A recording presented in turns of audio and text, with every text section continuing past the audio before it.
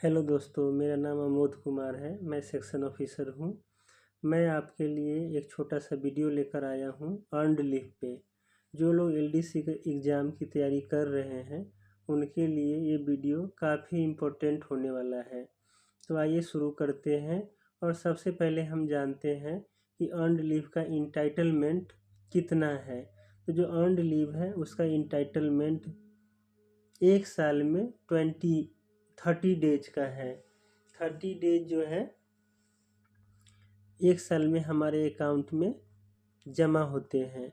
ये 2 इंस्टॉलमेंट में होते हैं। तो हम फर्स्ट इंस्टॉलमेंट का देखेंगे कि फर्स्ट इंस्टॉलमेंट जो है हमारा वो कब होता है। तो 1 जनवरी को होता है। और कितना जमा होता है तो 15 डेज हो जाता है।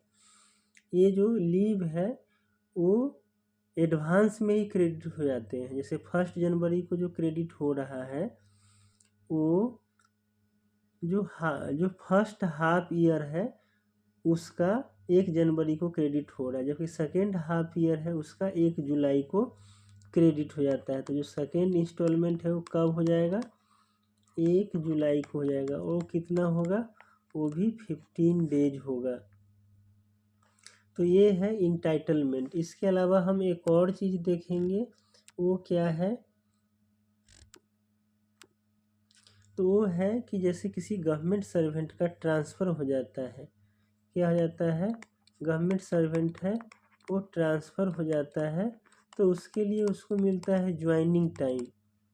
क्या मिलता है, उसके लिए उसको ज्वाइनिंग टाइम मिलता है। ये ज्वाइनिंग टाइम कितना होता है, तो डिस्टेंस के अकॉर्डिंग होता है। 10 हो सकता है, 12 हो सकता है, 15 हो सकता है। तो ये 10, 12, 15 हो सकता है। अगर कोई गवर्नमेंट सर्वेंट बिना इस ज्वाइनिंग टाइम के अवेल किए हुए या कोई पार्शियली अवेल करके वहाँ ज्वाइन कर लेता है, ड्यूटी क्या कर लेता है, ज्वाइन कर लेता है, बिना अवेल किए हुए ज्वाइन कर लेता है, तो पूरा का पूरा 10, 12, 15 ये जो भी है उसके ईएल अकाउंट में, उसके जो लीव अकाउंट है उसमें क्या कर दिया जाता है, क्रेडिट कर दिया जाता है। इन केस वो पार्शियली क्या करता है, पार्शियली अवेल करता है, तो जो उसका बचेगा रिमेनिंग वो क्या हो जाएगा, लीव अकाउंट में क्रेडिट कर दिया जाता है। जैसे मान लेते हैं कि वो जो है 7 ये जो है क्या कर लिया, अवेल कर लिया है आउट ऑफ 10, तो 3 जो है उसके ईएल अकाउंट में जमा हो जाएगा। तो ये भी ध्यान देने वाली बात है। आगे हम देखेंगे कैलकुलेशन ऑफ ईएल का कैलकुलेशन हम किस तरह से करते हैं। तो ईएल का जो कैलकुलेशन होता है वो एवरी मंथ का होता है। वन कंप्लीटेड जो कैलेंडर मंथ होता है उसके लिए 2.5 डेज का क्या मिलता है, ईएल मिलता है। उस तरह से आप देखेंगे तो 12 मंथ्स का जो ईएल होगा वो हो जाएगा 12 इंटू क्या हो जाएगा, 2 इंटू हाफ यानी 30 डेज का ईएल हो जाएगा। तो इस तरह से हम कैलकुलेशन करते हैं।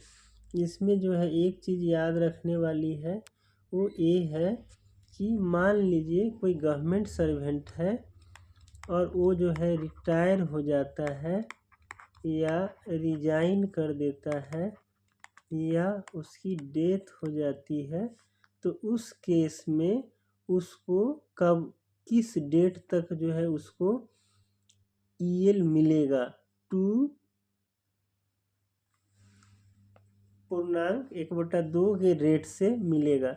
तो कब तक मिलेगा, तो इस केस में जो ऊपर ये लिखा हुआ है इस केस में उसको मिलेगा up to the date of retirement, resignation और डेथ तक मिलेगा। लेकिन अगर वो डिसमिस हो जाता है लेकिन क्या हो जाता है, डिसमिस हो जाता है या सर्विस से रिमूव हो जाता है, तो इस केस में क्या होगा, तो इस केस में उसको अप टू द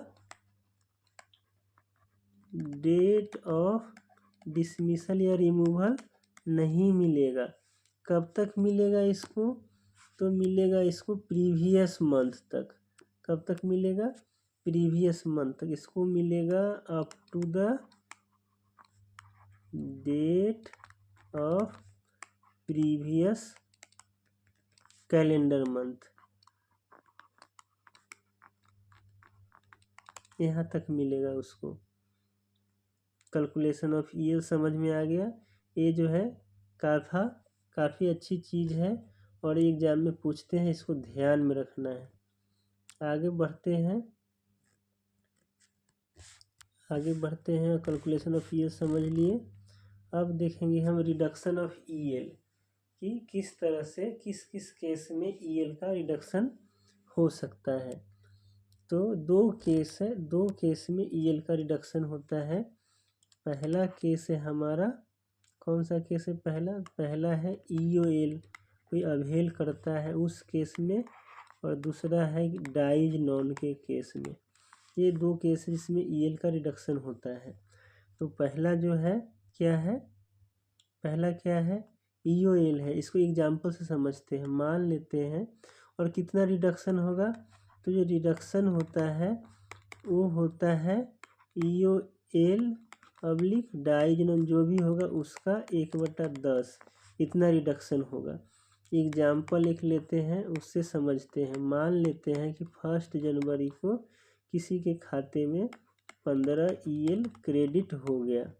क्या हो गया, क्रेडिट हो गया। और वह 1 जून को 60 ईओएल ले लिया। तो अब हम देखेंगे कि उसका कितना ईएल डिडक्ट होगा। तो उसका जो रिडक्शन होगा वो हो जाएगा 60 × 1/10 यानी 6 हो जाएगा। तो जो 1 जुलाई को उसके खाते में जो जमा होगा वो होगा 15 - 6,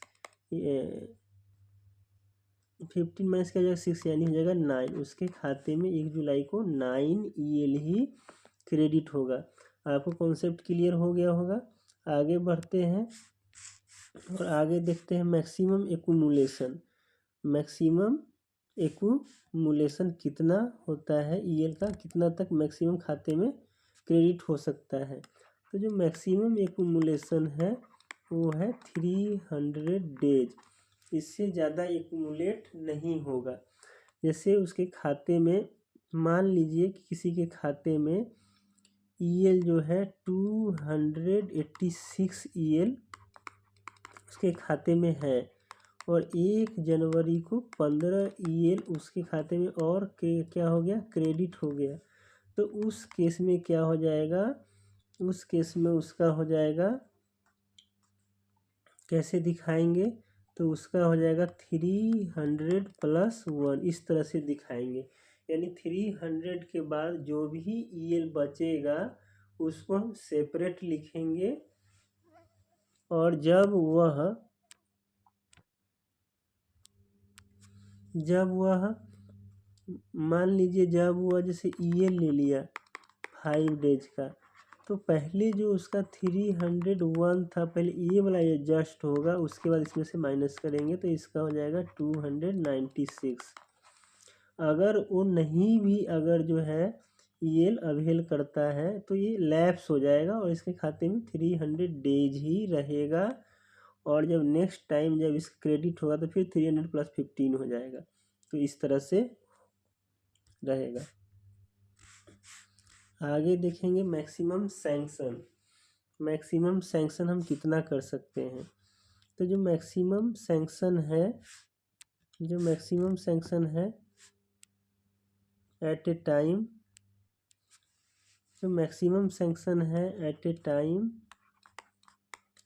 वो है 180 days with in India. With in India क्या है, 80 डेज है, और वह इसको एक्सटेंड कर सकते हैं 300 डेज तक in case of outside India, लेकिन आउटसाइड इंडिया में भी सबके लिए नहीं, किसके लिए, पड़ोसी देश है चाइना को छोड़ करके जो 6 कंट्री है उसके लिए। वो कौन सा है, जैसे बांग्लादेश हो गया, नेपाल हो गया, भूटान हो गया, बर्मा हो गया, श्रीलंका हो गया, पाकिस्तान हो गया। इसके लिए अगर जो है कोई गवर्नमेंट सर्वेंट यहाँ के लिए लीव लेता है तो उसको 300 डेज तक क्या हो जाएगा, मिल जाएगा। लेकिन इस केस में भी वो इंडिया में मैक्सिमम जो है, इंडिया में वो कितना खर्च कर सकता है, 180 डेज ही यूटिलाइज कर सकता है, इससे ज़्यादा यूटिलाइज नहीं करेगा, इतना ही कर सकता है। आगे बढ़ते हैं और हम देखते हैं हमारा अगला क्या है। अगला है हमारा EL इन वैकेशन डिपार्टमेंट। सबसे पहले तो हम जानेंगे कि वैकेशन डिपार्टमेंट होता क्या है। तो वैकेशन डिपार्टमेंट उसको बोलते हैं जहाँ रेगुलर वैकेशन अलाउ किया जाता है। जैसे आप देख सकते हैं जो केंद्रीय विद्यालय है, स्कूल है, कॉलेज है, यहाँ पे रेगुलर वैकेशन होता है तो इसे वैकेशन डिपार्टमेंट बोलेंगे।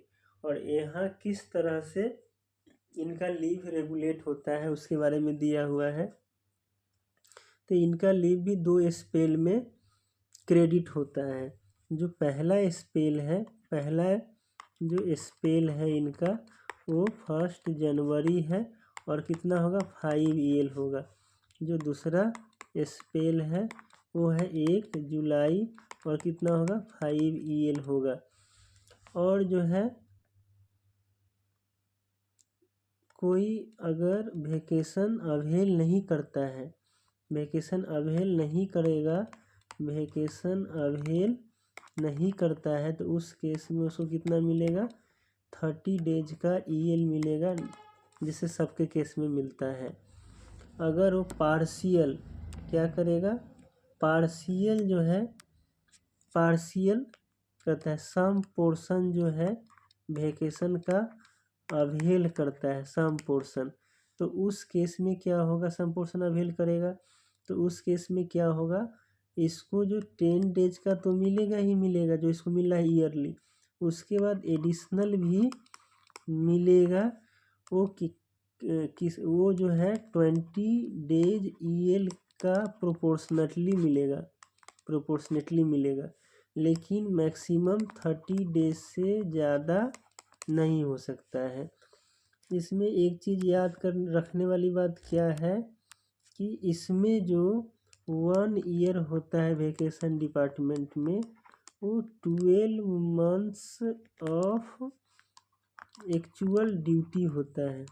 क्या होता है, 12 मंथ्स ऑफ एक्चुअल ड्यूटी होता है।